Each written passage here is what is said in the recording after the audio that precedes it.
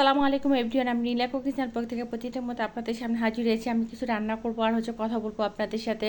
আজকে আসলে মনটা তেমন কয়েকটা দিন ধরে ভালো না। দেশের পরিস্থিতি আসলে সবাই জানেন, আমাদের বাংলাদেশের বিভিন্ন জেলা পানিতে ডুবে গেছে। বিশেষ করে যারা নোয়াখালীতে থাকে, ফেনীতে থাকে, তাদের অবস্থা খুবই শোচনীয়।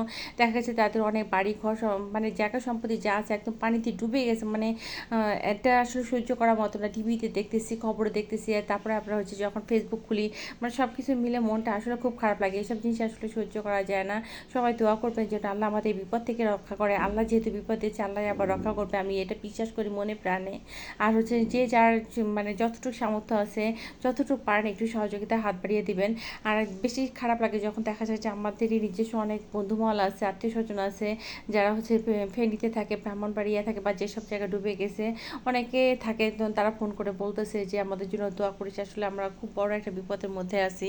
আসলে সবাই জন্য দোয়া করবেন যেন আল্লাহ আমাদের বিপদ থেকে হেফাজত করে, রক্ষা করে। আর সবচেয়ে ভালো লাগে কি জানেন, যখন আমি আমার ছোট মেয়ে, সে কিন্তু অতটা কিছু বুঝে না, তারপর ওকে যখন আমি ধরেন স্কুলের জন্য টিফিনের টাকা দিও, কী করে টিফিনটা কিনে খায় না, আমি জিজ্ঞেস করি টাকা কী করছো, স্কুলে সব বন্যার্থদের জন্য টাকা উঠাচ্ছে, আমি ওখানে দিয়ে দিছি। মানে এতটুকু মেয়ে যখন বুঝে যে আসলে সবার পাশে দাঁড়ানো উচিত, আমি মনে করি যে আসলে আমাদের যতটুকু সামর্থ্য যে যার পাশ থেকে আমরা দাঁড়াবো।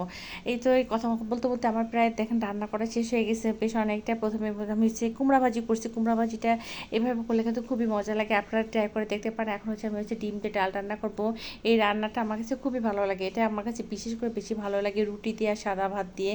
আপনারা এভাবে করে খেতে পারেন, এটা কিন্তু ভর্তা করে খাওয়া যায়। আমি কুমড়াটা যেভাবে ভাজি করছি ওইভাবে ভাজি করে আপনি ভর্তা করতে পারেন। আবার এই ডালটাও কিন্তু ভর্তা করে এভাবে খেতে পারেন, পানিটা একদম শুকায় নিয়ে।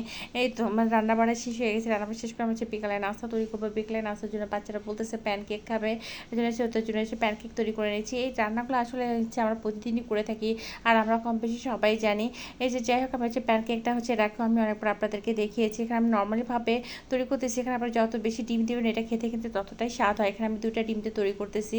আর এখানে দেখেন লিকুইড দুধ দিয়ে নিয়েছি। এখানে আপনার গুঁড়া দুধটাও নিতে পারেন। গুঁড়া দুধটা একটু গরম পানির সাথে, হালকা গরম পানির সাথে মিক্স করে নিতে পারেন। এখন এখানে স্বাদ মতো চিনি দিয়েছি। ফ্লেভারের জন্য আপনারা বিভিন্ন ধরনের ফ্লেভার অ্যাড করতে পারেন। আমি এখানে ভ্যানিলা ফ্লেভার অ্যাড করেছি, অথবা আপনারা এখানে এলাচি গুঁড়া দিতে পারেন, মিল্কের ফ্লেভারটা দিতে পারেন, যে যেটা পছন্দ করেন সেই ফ্লেভারটা অ্যাড করে দিবেন। এই তো আমি ডিম, দুধ, চিনিটা খুব ভালোভাবে মিক্স করে এখানে ময়দা দিয়ে দিব। সবচেয়ে ময়দা দিয়ে তৈরি করবেন, ময়দা দিয়ে সবচেয়ে ভালো হয়।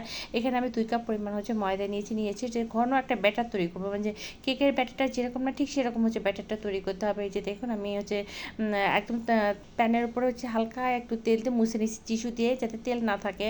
তারপর দেখুন একদম অল্প আছে কিন্তু এই প্যানকেকটা করতে ভাজতে হবে। দেখুন কতটা সুন্দর ফ্লাফি হয়েছে এবং কতটা সুন্দর কালার এসেছে। এইভাবে প্যানকেকটা তৈরি করে নেব। আমার ভিডিও যদি আপনাদের ভালো লেগে থাকে অবশ্যই লাইক, কমেন্ট, শেয়ার করবেন, আর পেজটিকে ফলো দিয়ে রাখবেন।